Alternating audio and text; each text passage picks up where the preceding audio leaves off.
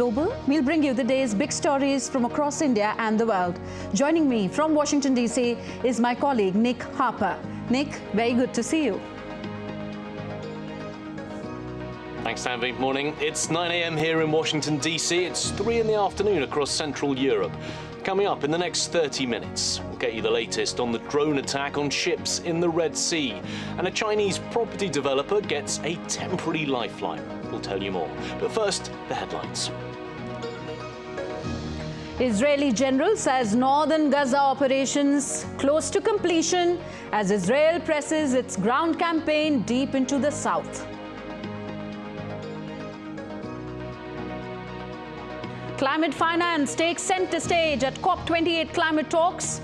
European Union negotiates on fossil fuel phase out with delegates. On Indian Navy Day, Prime Minister Narendra Modi highlights the nation's huge impetus given to port-led development and blue economy. Witnesses operational demonstrations at Sindhudurg in the western state of Maharashtra. And Australia's Gold Coast withdraws bid to host the 2026 Commonwealth Games. Organisers say the 2026 edition may be postponed or even cancelled.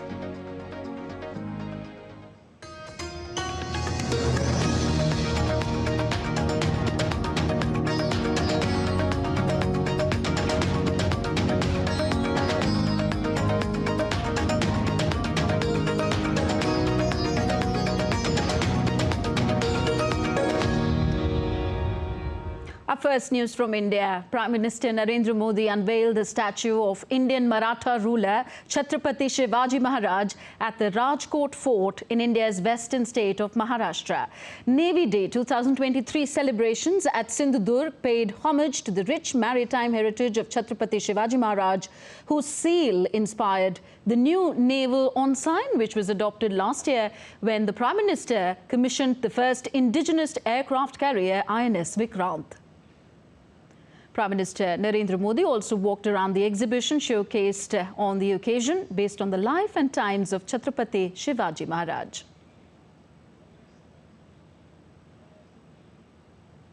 Then Prime Minister Narendra Modi attended the Navy Day 2023 celebrations at Sindhudurg. The Prime Minister witnessed the operational demonstrations by Indian Navy ships, submarines, aircrafts and special forces from the Tarkarli beach in Sindhudurg. Addressing the event, Prime Minister Narendra Modi said that India is shedding its colonial mindset by seeking inspiration from the great Maratha warrior Chhatrapati Shivaji Maharaj. He added that the Indian Navy is also going to rename its ranks as per the Indian heritage.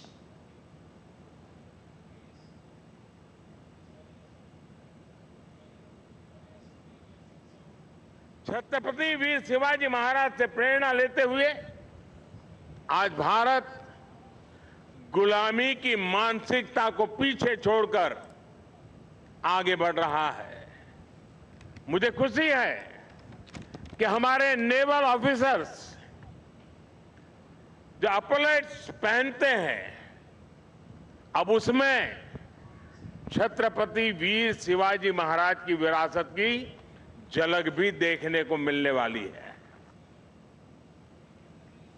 The Indian Prime Minister said the brand Made in India is being discussed all over the world. He stressed that from Tejas aircrafts to Kisan drones, Made in India is famous and rampant in every sector. आज हमारी सेनाओं की अधिकतर जरूरतें made in India अस्त्र शस्त्र से ही पूरी की जा रही है। देश में पहली बार ट्रांसपोर्ट एयरक्राफ्ट का निर्माण शुरू हो रहा है। पिछले साल ही मैंने कोची में स्वदेशी एयरक्राफ्ट कैरियर आईएनएस विक्रांत को नौसेना में कमीशन किया था। INS Vikrant make in India आत्मनिर्भर भारत का एक सशक्त उदाहरण है। At India's Navy Day celebrations in Sindhudurg, Defence Minister Rajnath Singh highlighted the rapid indigenization of the Indian Navy. आज भारतीय नौसेना स्वदेशीकरण की ओर पहले की अपेक्षा तेजी से आगे बढ़ रही है। कुछ ही महीने पहले माननीय प्रधानमंत्री जी ने देश का पहला indigenous aircraft carrier INS Vikrant भी राष्ट्र को समर्पित किया। पहले हमारी नेवी का अधिकांश इक्विपमेंट इंपोर्टेड होता था, लेकिन आज हम बायर नेवी से अब बिल्डर नेवी बन चुके हैं। In his message, Indian Navy Chief Admiral R. Hari Kumar said that the Navy is working hard to turn the country into a developed nation by the year 2047. आज हमारा देश एक ऐसा ही दृढ़ संकल्प के साथ आगे बढ़ रहा है। 2047 तक विकसित भारत के उस संकल्प की सिद्धि में भारतीय नौसेना अपने कर्तव्य पथ पर आगे बढ़ रही है। On to the Israel-Hamas conflict now. The commander of Israel's armed forces today said that its operations in northern Gaza are getting close to completion as the West Asian nation pressed its ground offensive deep into the south of the Gaza Strip. My colleague Nick Harper is in Washington, D.C. He gives us more on this and other stories making headlines around the world. Nick, over to you now. Thanks, Tanvi. The Israeli Armored Corps commander has said that ground forces are close to achieving their mission in northern Gaza and are proceeding to operate elsewhere in the enclave. Brigadier General Hisham Ibrahim told Israel's Army radio that the goals in the northern section have almost been met, adding his troops are beginning to expand their ground maneuvers to other parts of Gaza. In a video statement released on Monday, Israeli Army spokesperson Rear Admiral Daniel Hagari also spoke about pursuing Hamas in North and South Gaza while trying to minimize harm to civilians. We have entered a new phase in our war against Hamas. Hamas broke the humanitarian pause when it violated the hostage release agreement by refusing to release women, children, and babies, as agreed. Hamas also fired rockets at Israeli homes. It should be clear to everyone by now, Hamas chooses war. Hamas chose war when it broke the hostage release agreement on December 1st. We pursued them in northern Gaza. We're now pursuing Hamas in southern Gaza too. We will operate in maximum force against Hamas terrorists and infrastructures while minimizing harm to the civilian that Hamas places around them as shields. All of this as 2 people were killed and a house was destroyed in an Israeli strike in the early hours of Monday in southern Gaza's Khan Yunis. On Monday, Israel's military had issued a statement on X asking Gazans to evacuate around 20 areas in the Gaza Strip and move towards the south for safety. Southern Gaza is witnessing an influx of civilians as schools and hospitals have been turned into shelters to accommodate the wounded. Moving on to the International Climate Summit, in the EU's COP28 delegates are negotiating and looking to build consensus on implementing the phase-out of fossil fuels at the climate conference in Dubai. EU countries are looking to cement the COP26 deal to phase out subsidies by pushing for a 2030 deadline. But it's unclear how much support the proposal will gain. Burning fossil fuels such as coal, oil and gas produces greenhouse gases that are the main cause of climate change. There's also kind of variations as to how you can essentially send the same set of signals aligned with the science that you just heard from the IPCC, which clearly indicates that you can't remain within 1.5 degrees without phasing out unabated fossil fuels as soon as possible. So that is something that we think any variation on language has to send that signal. The deputy commander of Russia's 14th Army Corps, General Vladimir Zadatsky, has been killed in Ukraine. The governor of Russia's Voronezhsky region said the General Zadatsky died at a combat post in the so-called Special Military Zone. He was the 7th Major General from Russia who's been killed on top of 12 senior officials since the start of the Russia-Ukraine conflict. China's military said a US combat ship illegally entered waters adjacent to the second Thomas Shoal, a disputed South China Sea atoll. The Chinese military spokesman also said that the US deliberately disrupted the South China Sea and seriously violated China's sovereignty. On Sunday, the Philippine Coast Guard deployed 2 of its vessels in the South China Sea after monitoring an alarming increase in the number of Chinese maritime military vessels at the reef within the country's exclusive economic zone. South Korea on Monday achieved a significant feat by launching a solid-fuel rocket with a satellite over the sea near Jeju Island. This successful test, which marked the 3rd instance of the rocket's technology prowess, will be used for civilian purposes such as environmental monitoring. This accomplishment is particularly noteworthy given the escalating space competition with neighbouring North Korea. At least 11 climbers have been killed after a volcano erupted in western Indonesia on Monday. 49 climbers have been evacuated from the area and some have been taken to hospital for treatment. The search to find 12 more missing climbers has been temporarily halted over safety concerns. Authorities have raised an alert to the 2nd highest level and have prohibited residents from going within 3 kilometers of the crater. Indonesia sits on the Pacific's Ring of Fire and has 127 active volcanoes, according to the Volcanology Agency. A final life or death decision for a gigantic Chinese property developer with gigantic debts, China Evergrande, has been delayed. Evergrande is at the heart of a crisis in the property industry after developers borrowed too much money and then struggled to pay it back. DD India's Andrew Wood reports from Hong Kong. Well, this was quite a surprise, as the judge had seemed pretty adamant a few weeks ago that this was Evergrande's last chance, that it had to come into court and show that it had got a plan to restructure itself, that it had agreement with its creditors, that the conditions were legal and so on.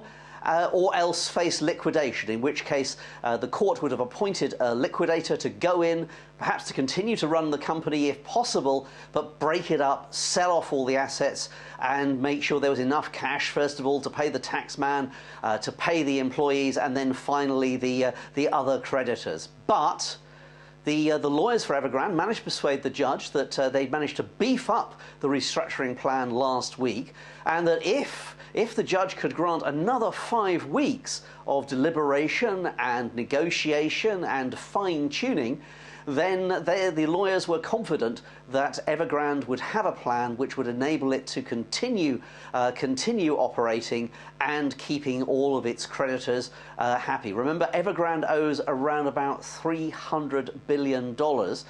And the last time there was a record of its assets was back, I think, around about June time, when it said that it had about $260 billion of assets. So there was a gap of $60 billion there between the assets and the amount that was being owed. Now, this, of course, kicks the decisions down the road a little bit more. It gives more time, perhaps, for other big cases where there are other big property developers with big debts, for them to try and come up with plans to save themselves. Remember, a week or two ago, the Chinese government did come up with a list of, I think, 50, a white list as it was called, of 50 indebted property developers who might be able to get unsecured loans to keep going, to carry on building some of the flats, the apartments that have been promised, and to try and, well, basically supply them to the people who'd bought them. In Hong Kong, I'm Andrew Wood, reporting for DD India. Music streaming giant Spotify has decided to reduce its workforce by 17%. That's around 1,500 employees. It's the company's 3rd layoff this year.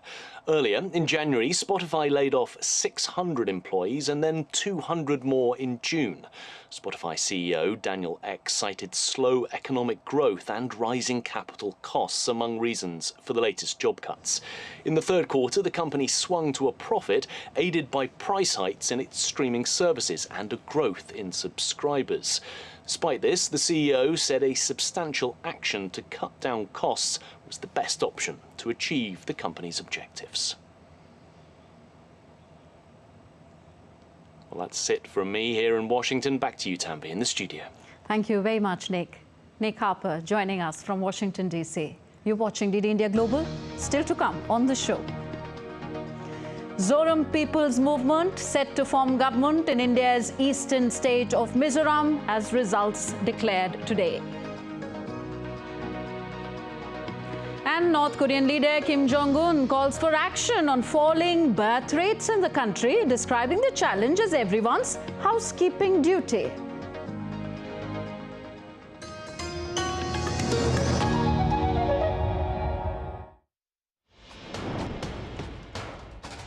Wherever news breaks, whatever it takes. Connecting corners, cutting across continents. Stories that matter from across the globe.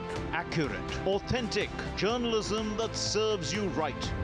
From politics to glamour, from sports to world affairs, with a fusion of aesthetics and substance. Introducing news in a new avatar. Experience the world through a new lens. Stay tuned to DD India for an exciting journey beyond borders.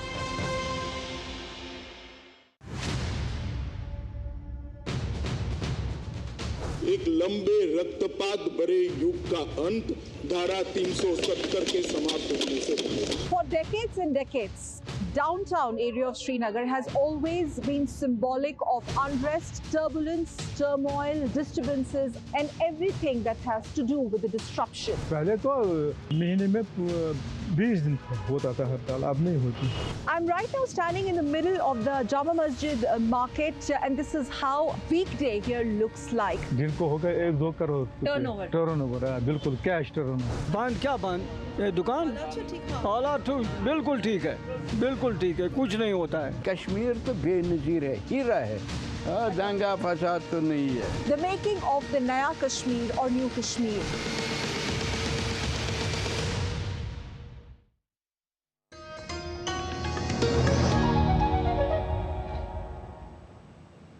Welcome back. You're watching DD India Global. I am Tanvi Taneja. Updates next from India again. Cyclone Migjom is likely to make a landfall on Tuesday between Nellore and Machilipattanam in India's southern state of Andhra Pradesh. The cyclonic storm Migjom formed over the Bay of Bengal intensified into a severe cyclone and has caused flooding in various parts of Chennai. The Chennai airport has been closed for operations till 9 in the morning on Tuesday due to adverse weather conditions triggered by the cyclone.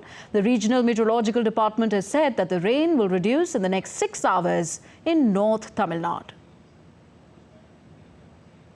The Election Commission of India declared Mizoram, the Indian eastern states assembly election results today. The Zoram People's Movement, ZPM, has been declared the winner in 27 seats, surpassing the halfway mark in the 40-seat assembly. Lal Duhoma, ZPM's chief ministerial candidate, has secured a clear victory in the Sarchip constituency. Meanwhile, MNF, the Mizo National Front candidate, R. Laltangliana, faced defeat against ZPM's J.K. Lalpeklua in the South Tupui seat. And the winter session of Indian Parliament also began today with the lower house of Parliament passing the Advocates Amendment Bill 2023.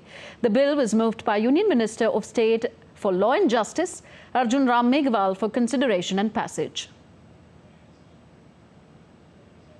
Earlier in the day, Minister of Education and Skill Development and Entrepreneurship, Dharmendra Pradhan, introduced the Central Universities Amendment Bill 2023.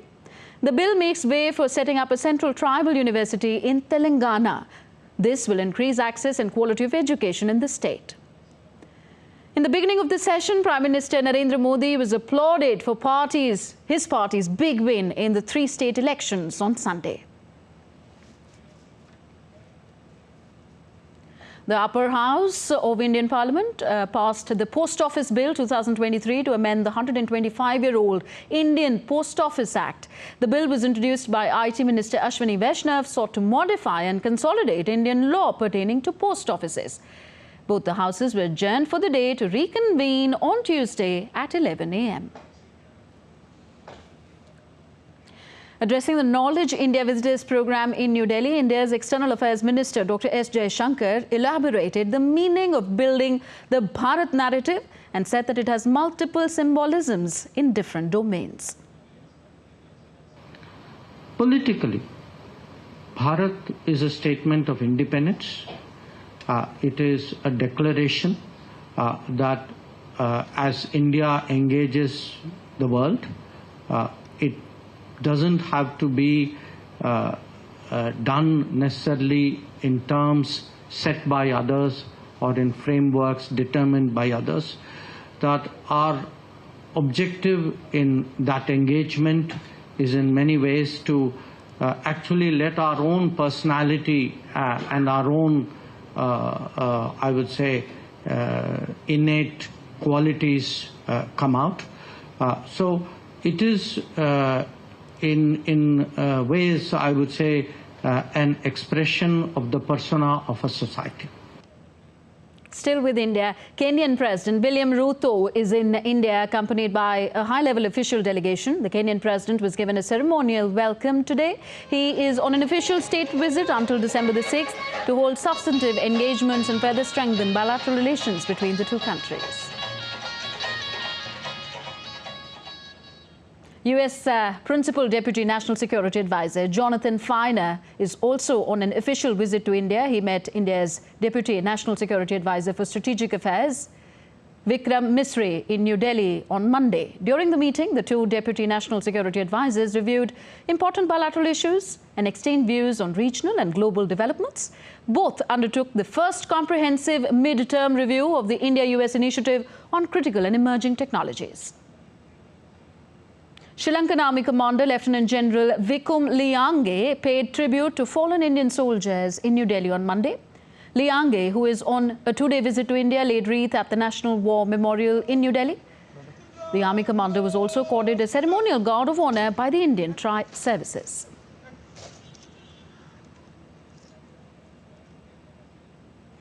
Next news of India's climate commitments. India has slashed greenhouse gas emissions by 33% from 2005 to 2019, highlighting the country's effort to promote renewable energy. DD India's Tapas Bhattacharya reports.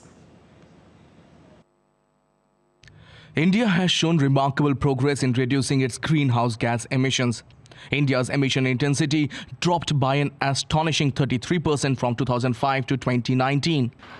This achievement places India well on track to fulfill its commitment to the United Nations Convention on Climate Change, aiming to reduce emission intensity by 45% from 2005 level by 2030. Notably, the country experienced the fastest reduction in emission intensity to date, with an annual average reduction of 3% in the period of 2016-2019. This remarkable progress is largely attributed to government's initiatives towards renewable, despite fossil fuel maintaining a dominant position in the energy mix. The significant increase in forest cover has played a pivotal role in achieving this remarkable feat. As of 2019, India boasts of a substantial forest cover of 24.56%, covering 80.73 million hectares. India's GDP between 2005 to 2019 has grown with cumulative annual growth rate of about 7%, whereas the emission grew about 4%. This shows that India has successfully continued to decouple its economic growth from greenhouse gas emissions, resulting in the reduction of the emission intensity of its GDP by 33% between 2005 and 2019.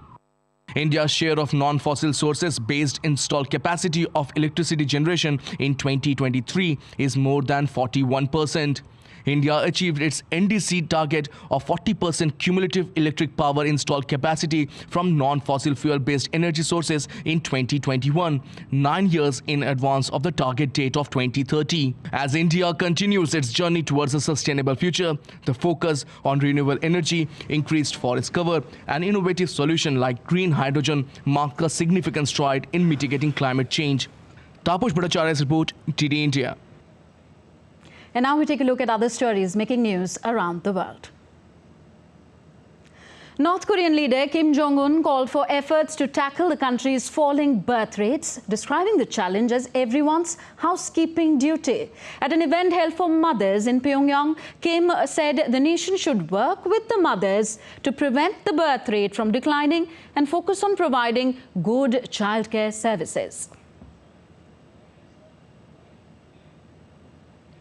The death toll from floods and landslides in northern Tanzania following torrential rains over the weekend has risen to more than 50, with 750 acres of farmland destroyed. Spokesperson for the President's office said in a statement that the landslides and floods had affected 1,150 households or 5,600 people.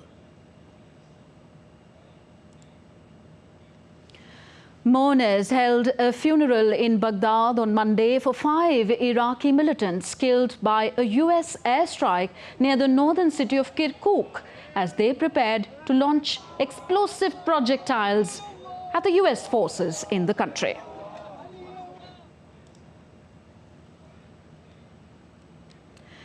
An Albanian opposition member of parliament has disrupted a plenary session of the parliament on Monday.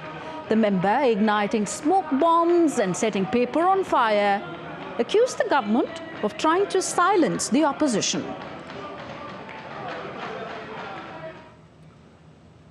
Now, Australia's Gold Coast has withdrawn its bid to host the 2026 Commonwealth Games, leaving plans for the event up in the air. The city says that it failed to generate the support it needed from the state or federal governments. Organisers say that the 2026 instalment of the Games may be postponed or even cancelled. DD India's Patrick Falk has more.